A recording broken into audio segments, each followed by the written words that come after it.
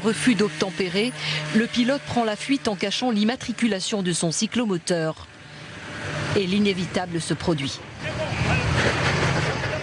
La gendarmerie vient à peine de se positionner sur la chaussée royale à Saint-Paul pour un contrôle de routier. C'est ce genre de comportement dangereux qui constitue l'un de nos objectifs principaux en termes de lutte contre l'insécurité routière.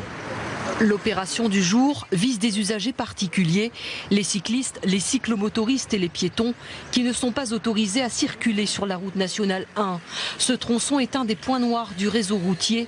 En juillet dernier, 3 accidents graves s'y sont produits. L'un des points noirs de l'île, effectivement, mais de par sa fréquentation massive, là, le nombre de véhicules circulant dans les deux sens est très important. Et si on ajoute en plus cette fréquentation d'usagers qui n'ont rien à y faire, le danger est au maximum, ce qui explique que les accidents sont plus nombreux sur ce tronçon qu'ailleurs. Un peu plus loin, la brigade motorisée est en faction. Le dispositif de contrôle est déployé en 2 points pour plus d'efficacité.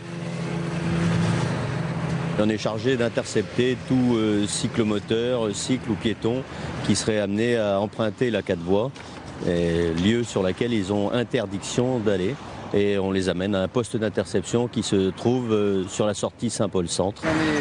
L'opération a environ duré 2 heures, avec quelques verbalisations et beaucoup de messages de prévention. Les gendarmes n'ont pas manqué de rappeler que sur une 4 voies, l'espérance de vie d'un usager arrêté sur la bande d'arrêt d'urgence n'excédait guère 20 minutes.